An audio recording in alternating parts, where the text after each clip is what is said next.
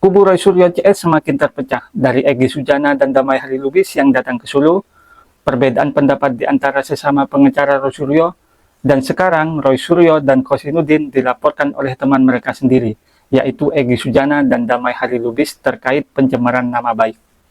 Menurut Eli Daneti, Egy Sujana tadinya mau melaporkan 5 orang, tapi tidak jadi. Mereka hanya melaporkan 2 orang saja, yaitu Roy Suryo dan Kosinudin, karena mereka berdua sudah kelewatan batas dalam menghina Egy Sujana.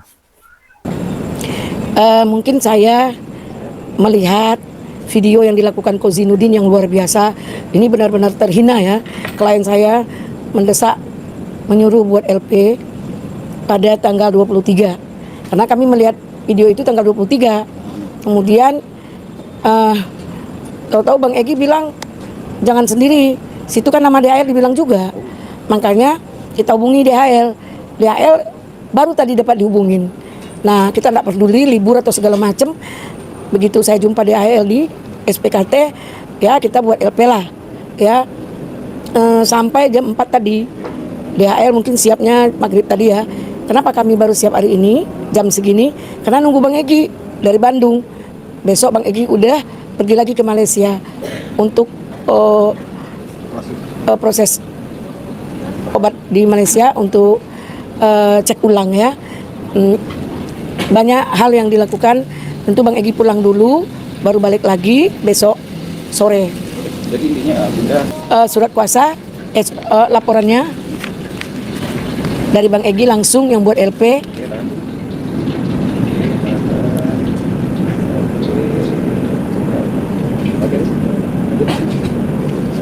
Ini Bang Egy yang buat LP. Lihat kan lagi kayak tadi. Ini LP Pak DHL. Dan LP ini menjadi langkah awal untuk mencari keadilan terhadap Bang Egy yang diobok-obok, dihina, dioper-oper, dicaci maki, direndahkan, seenak perutnya mereka, kayak nggak punya perasaan, nggak punya pikiran. Kalau otak nggak jalan, nggak punya rasa perasaan, berarti sama dengan binatang ya. Tolong ya, saya keras di sini. Kenapa? Kita udah cukup sabar. Kata keluarga Bang Egy nggak usah mereka dilawan. Namun Bang Egy tetap marah, suruh saya bersikap. Nah hari ini demi klien saya akan lakukan apa saja. Karena sulitnya membuat LP ini dengan pembuktian-pembuktian, akhirnya baru kelar hari ini. Maaf, jangan suuzon lagi karena saya buat LP ini udah 2 hari ya. Nah untuk supaya lengkap membersamai DHL, maka pada malam hari ini LP-nya dapat diterbitkan. Bang Egy baru berangkat untuk istirahat, persiapan besok mau ke Malaysia. Bang Egy rencananya, kalau Bang Egy ya, kalau DHL kita nggak tahu ya. Kalau Bang Egy rencananya itu 5 orang, ya. Ada Kozinudin, Roy Suryo, Rustam, kemudian siapa tadi? Rizal. Kurnia enggak ada niat Bang Egy untuk melaporkan karena Kurnia tidak melampaui batas. Jadi intinya ada beberapa orang tapi yang dilaporkan ada 2 orang. Ya pertimbangan tadi maaf saya diminta Agusto untuk tidak melaporkan Rustam karena Rustam ini bagian dari keluarga besarnya, istrinya Rustam, dan saya juga baik dengan Rustam, dengan istrinya.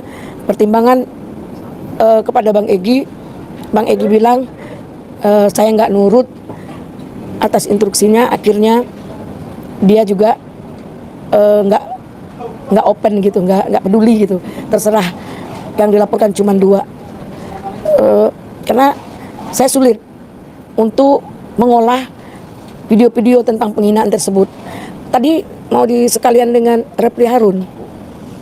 Nah inilah yang menjadi cikal bakal LP ini tentang yang disampaikan KUHP lama, KUHP baru, tapi terjadi KUHP Solo untuk membeli, ya, untuk membeli pejuang menjadi pengkhianat. Ini kan jahat. Ini penghinaan yang cukup dalam, menimbulkan rasa emosi. Rasanya gimana ya? Seolah-olah tidak menghargai perbuatan yang kita lakukan. Emang kau siapa, Kozinudin? Kok kau berani nantang seperti itu? Berbahasalah yang sopan. Saya minta ya, Pradi, kalau dia memang sebagai advokat Pradi, saya minta Pradi untuk panggil tentang etik. Ya, ini udah melanggar etik. Tahu batas dan tahu diri. Nah, jadi kalau kamu tidak tahu diri, tidak tahu batas, berarti kamu abuse of power, kelebihan, melampaui batas kamu abuse. Jadi urusan ijazah kita nggak perlu ikut campur. Pak DHL juga Bang Egy sebagai klien saya, Pak DHL dia sendiri ya, karena dia bukan klien saya. Nah, untuk itu kami hari ini berterima kasih dan bersyukur supaya dapat dipertanggungjawabkan. Kita minta Polda untuk memproses ini secepat mungkin karena ini buat dampak yang luar biasa. Inilah timbul hukum baru, yaitu tentang penghinaan dan pencemaran nama baik 433 dengan 434 dan mungkin akan dikembangkan dengan pasal yang lain. Kalau di sini DHL mungkin Kozinudin saja, kalau Bang Egy dia Kozinudin bersama Roy Suryo. Apa yang menjadikan benang merah untuk pelaporan yang sangat ketika pelapor itu Egy Sujana merasa dia harus dilaporkan, ada nggak? Roy Suryo kan menyampaikan ada 2 orang tuyul menemui ke Solo tuh jin iprit, ya kan? Ini kan jahat kali. Jin iprit tuh orang paling jahat loh. Jadi nanti kalau saya nggak salah, ya itu tim-tim dari Solo akan turun untuk buat laporan. Kalau terus-menerus kubu Roy Suryo CS ini berseteru dengan teman mereka sendiri, saya yakin para tersangka yang lain bakal kena mental. Mereka akan merasa akan kalah dalam kasus ijazah palsu ini. Dan ujung-ujungnya mereka akan ke rumah Pak Jokowi untuk minta maaf. Dan akhirnya hanya akan ada 3 orang yang tersisa, Roy Suryo, Rismond, dan Tifa. Entah mereka akan bertahan sampai akhir atau mengambil langkah restoratif justice.